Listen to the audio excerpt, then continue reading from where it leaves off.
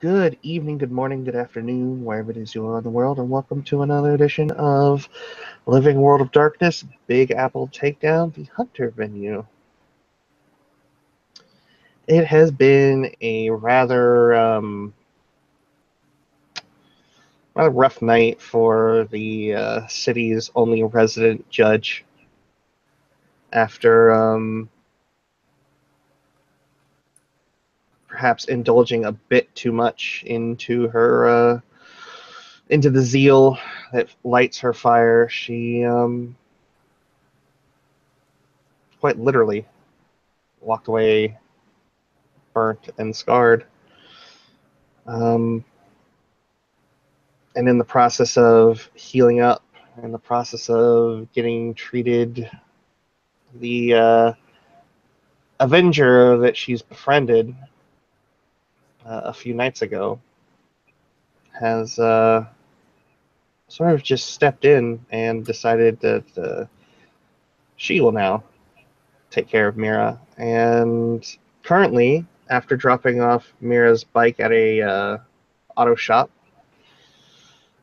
the two are making their way up the stairs. Mira's left arm draped over Jenna's shoulders as Mira is both drunk and high at the moment, and still in a considerable amount of pain, despite all that.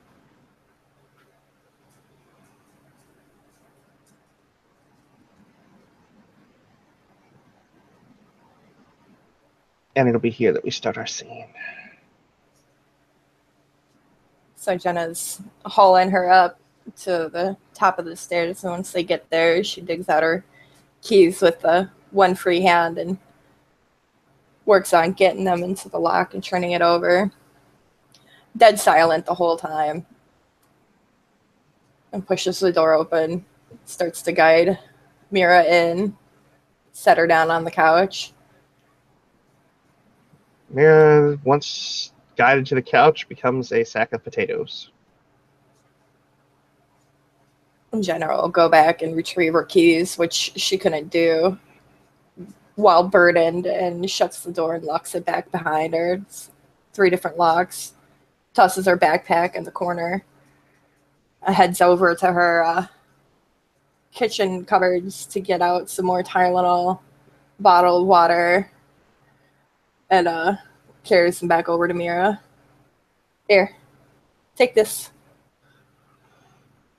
Can I just take some? Take it. You're gonna want it. It's just Tylenol. She'll take the pills and, with her wrapped up hand, do her best to toss them into her mouth and use her hand to crank the top off and take a drink.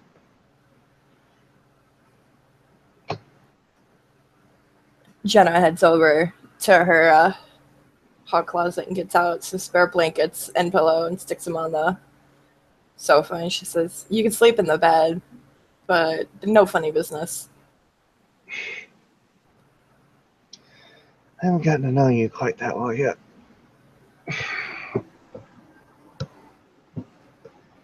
She kind of lays her head back for a moment, just kind of trying to collect herself. Jenna's watching her. You have any alcohol?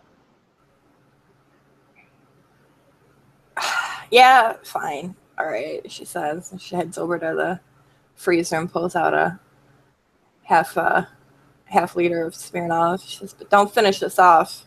I'm not dealing with that tonight." Opens the lid for her. You worried about me getting sick? I'm worried about having to clean up your sick. Yeah, definitely. Not my kind of... I have to get blackout drunk before I get to that point. She'll hold her hand out, her good hand out for the bottle. And she'll hand her the bottle that the lid's already off. She will drink directly from it as she sits back, sort of sitting up a bit.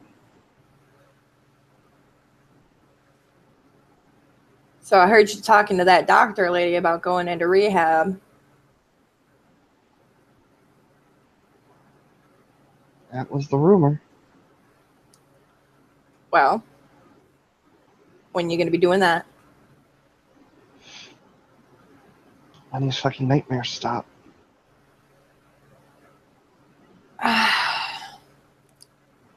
It's always something, isn't it? I'll quit when I stop being stressed. I'll quit when I'm not dealing with heartbreak. I'll quit after this next monster hunt or whatever the fuck it is. Jenna, can I ask you something? I mean, sure. What would you say coping mechanisms would be for somebody who had her own shit, her own life in a complete mess before she started seeing monsters? What do you think the coping mechanism, the appropriate one, would be? You know, not drugs is the easy answer. And what I do is not necessarily going to work for you. But,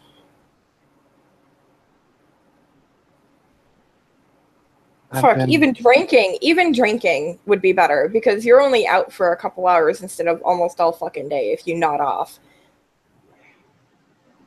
She'll take another swig out of the bottle and look up at Jenna, sort of hazy-eyed.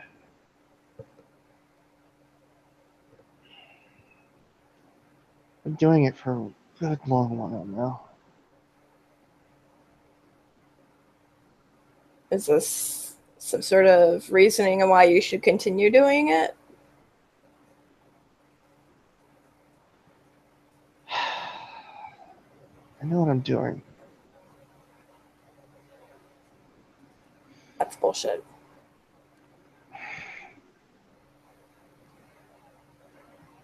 It's one of the only things I know exactly what I'm doing and have control over.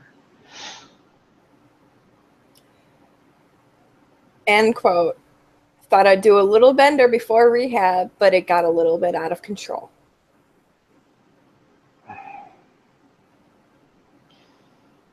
Yeah, this friendship thing is going to be really hard if you throw my quotes right back or throw my words right back at me. Hey, I'd expect you to do the same for me, especially if I was falling down the rabbit hole like you are. Can you help me get this Under Armour off, please? Yeah, she says. I don't know how this all fits together. Is it straps or what? It's just a shirt, and she'll kind of gesture to her arm. Just not really good at getting the thing off. And she'll kind of gesture to her bag. I got a pair of scissors in there.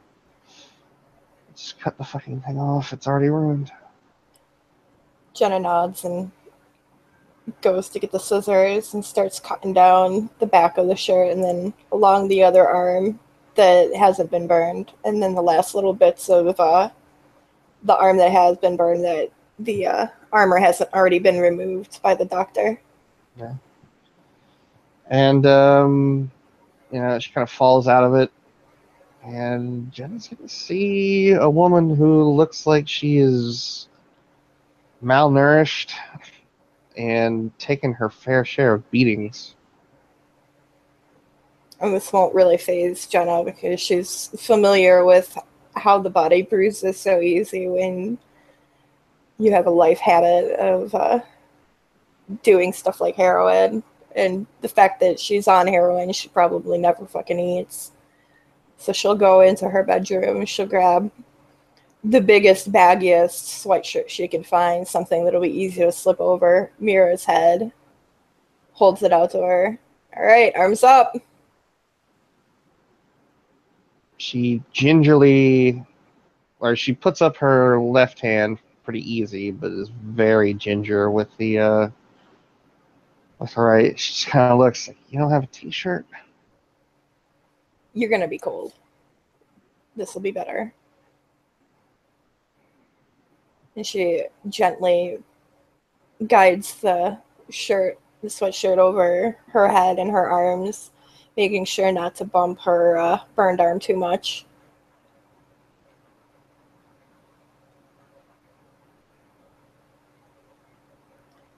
Then she'll head over to her bag and dig out her cigarettes and a lighter and light one up, looking around for one of her ashtrays, and she'll squat right down on the coffee table in front of Mira. Mira takes another long drink from the bottle. So what's this hunter net thing about? Eventually, all of us find it in our own way. It's a lot easier when you have people guiding you, though. It's a message board. Forum. Something that the messengers put out there, I think. At least it's the theory. The messengers, you mean the random whispers and crazy random dyslexia stuff that happens? She'll nod. Yeah, those.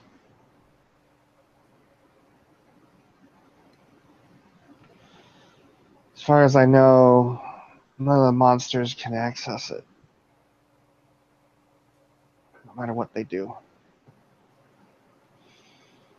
But it's a way that we all are able to talk to one another.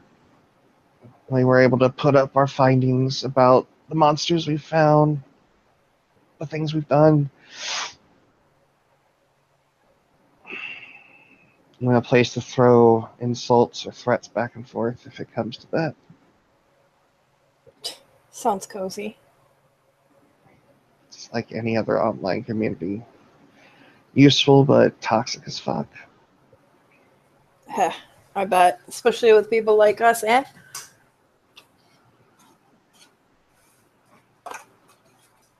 Well, zealots like us tend to be a little bit more passionate about the hunt than someone like Rebecca. Watcher. Oh, so I was gonna say, like, she doesn't strike me as one of our kind of people.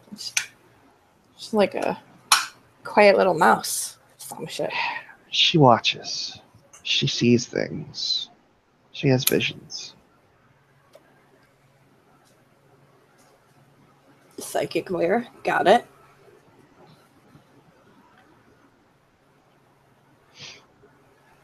And I should probably make her stamina roll. As long as she doesn't botch this, she's not going to puke. Don't watch it. Don't watch it. You.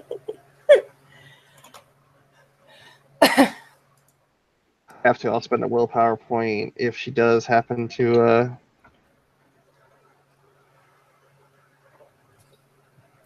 Last roll was at 7, so this one will be 8. Hey, she's doing all right. All right. She'll. Jenna. Go ahead. She sits back, rolls her head back, and she'll reach out her good hand, setting the bottle down, and she'll just kind of grab a hold of Jenna's. You were on the point tonight. You did good. Well, I mean, thanks, she says while staring at their hands.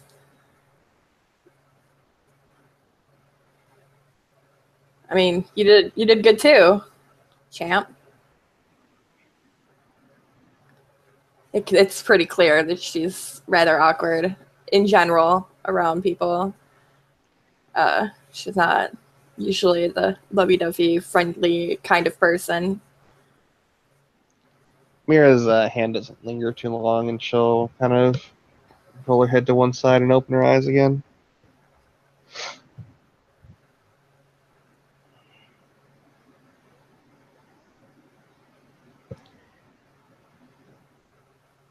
Jenna will take another hit off her cigarette. So, You're set on not going to rehab until after these dreams stop, whenever that happens.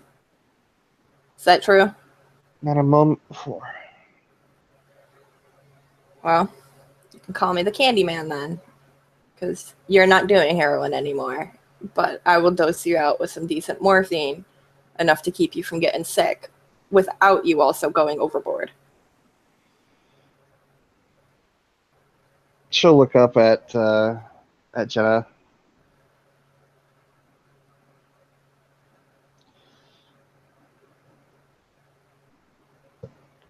Look, I appreciate what you're trying to do, but I'm going to ask you to not interfere. Not yet. I will get to the other side of this thing, wherever it is. The other side of this apocalypse.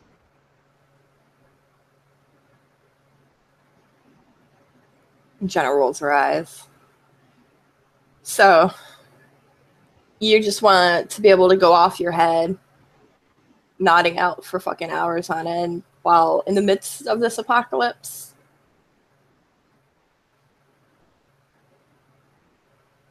She's thinking to herself that maybe she overestimated Mira, and perhaps she's better off not relying on this particular person too much. You want to dose me out? You want to control how much I get? I can work with that. The last thing I need to be doing is going through withdrawals. And this has been my equilibrium for years now. All right, then, she says, and she stands and holds her hand out to Mira. Let's go get your weight. And she'll put her hand up into Jenna's. And Jenna will hoist her arm back over her shoulder and guide her into the bathroom. Now, I need you to be able to stand still for this, because I need your right weight, or else dosing's going to be a little fucked up. Too much or too little, it's going to leave you blurry, or you're going to be sick. She puts her on the scale. Generally speaking, blurry's kind of a goal. Blurry's the goal for you. I don't want you blurry. If you really need it and we're not like neck deep and shit, maybe. But really, you just need to be clear headed.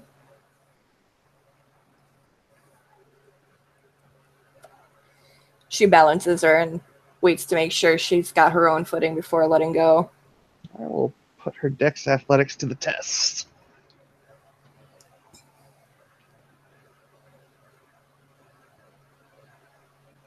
And I'll put it at a difficulty of 8, considering she's drunk and high. Hey! Despite all odds. She balances long enough for you to get that she weighs about 119 pounds. Jenna will help her back off there, and she's going to guide her to the bed. I don't know if you're tired or not, but I don't really feel like letting the night progress and then you ending up crashing out on the couch. You'll fall off or some shit, she says. Settles her down, sitting sideways on the bed, and then goes back out for the bottle of vodka she knows Mira's going to want. Yeah, is going to, in that time, use her good hand to loosen up her boots enough to kick them off. There's 2 big cluds. Jenna's going to hand her over the bottle, and then she's going to start shucking all the bloody clothes off of herself and find herself another oversized sweater that comes down past her ass to sleep in and plop down on the bed next to Mira.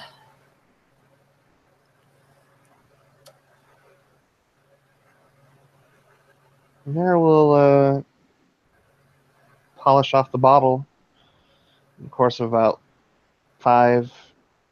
between 5 and 10 minutes or so from Jenna kind of plopping down beside her.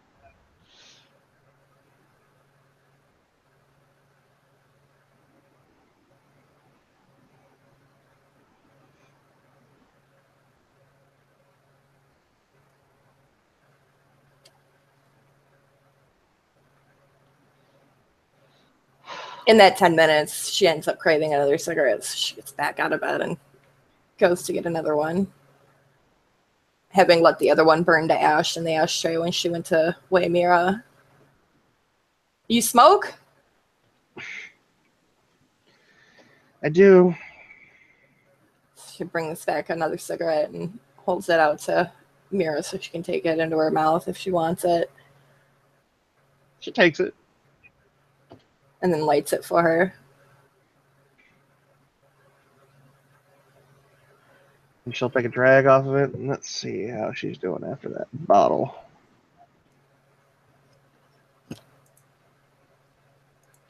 Yeah, she's wasted at this point. Is it night time yet? Not nighttime yet, but she's wasted. Okay. She Jenna, I'll kinda, keep an eye on her, make sure she doesn't drop that cigarette onto her carpeting. Grabs the ashtray off the side table. Sets it on her legs so that Mira can access it when she needs it. One thing she's good at is ashing. Definitely good at that. So, I guess since we're pals now, or whatever, you want to tell me why you decided to keep your arm in a burning fire to the point where it's basically brisket?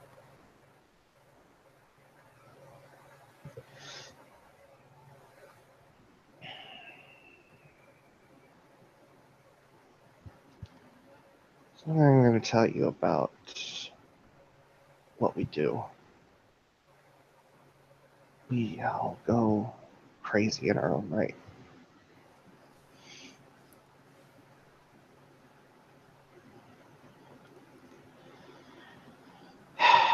We start to do things we would normally do.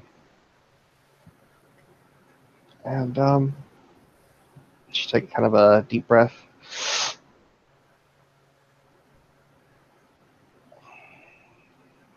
Every scar, every stitch that's put in, every bone that's set. It's a good reminder. Good reminder of what I do. And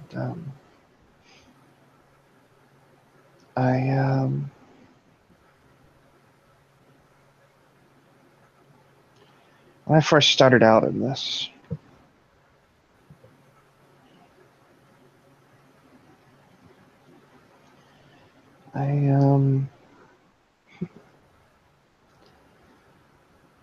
I was pretty squeamish by comparison to now. But I always took what I did lightly, making decisions on who lived, who died, who was worthy of redemption and who wasn't.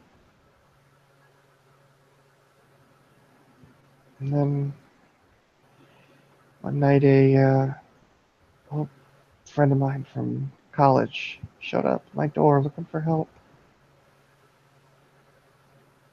And when I realized what she was, what had happened to her, what changes she had undergone, I knew there was nothing that could save her.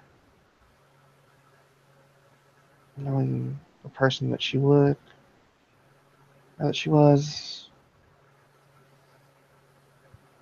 she wouldn't have wanted to live like that. So I coaxed her up to the roof of my building, and instead of leaving the cinder block in the door, I let the door shut behind us.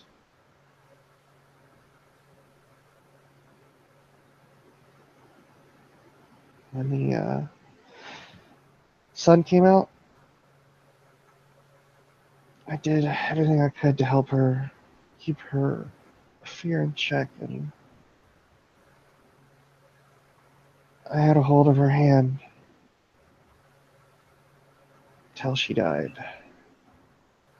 till she burnt up and turned to ash. That was the first burn, first scar. I had.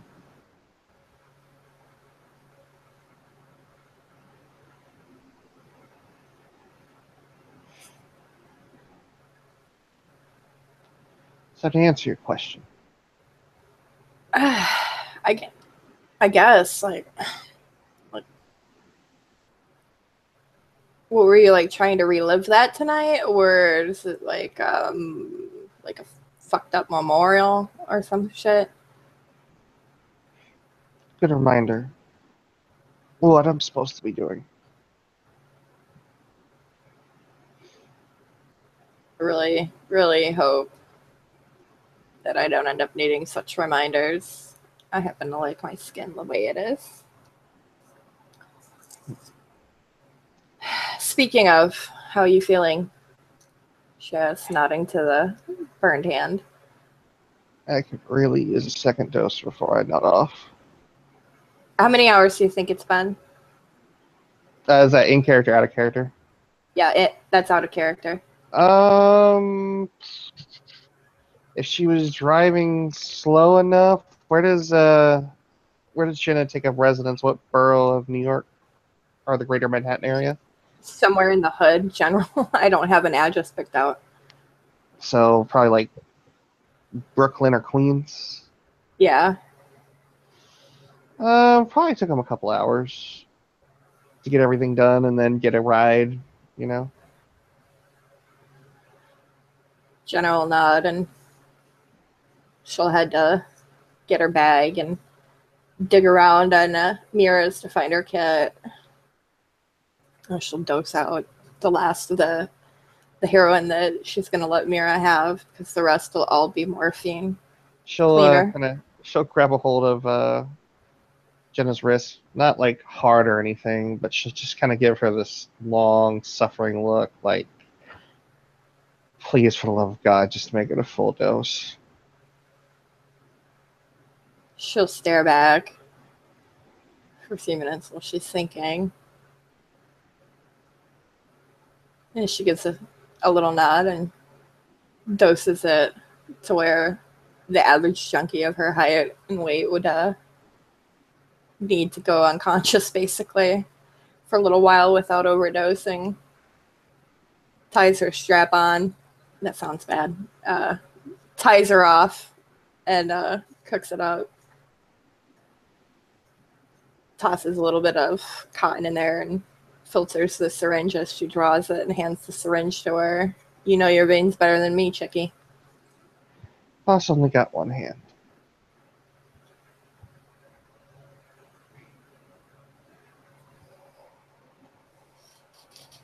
Well, then tap it out and point to where you want it, she says, still holding the syringe.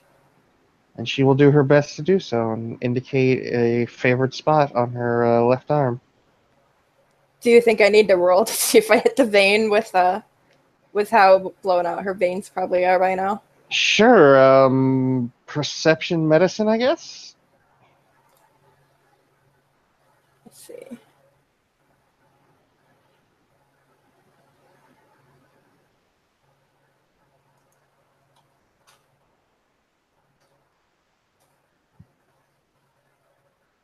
What's that? That would be just a fail. Do I need to roll again? Because she's going to feel the burning and stop her, and I'll have to probably try and repoke.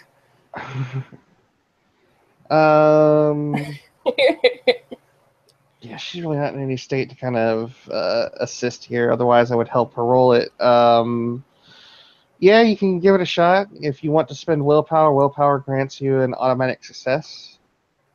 I can blow a willpower to make sure she doesn't get a ton of drugs into her body. Like, it goes into the vein instead of her muscles. All right. Go ahead and roll it again.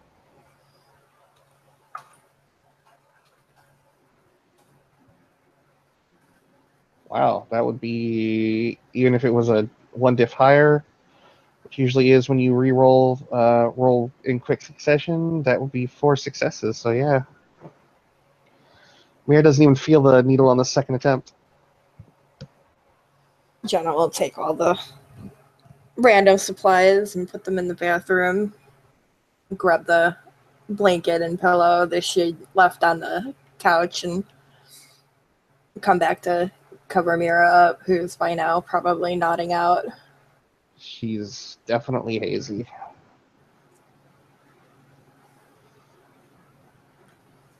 And then Jenna will just lay down beside her, kind of quietly waiting out until whenever Mira starts to fall asleep, because she's got some errands to run once she's asleep.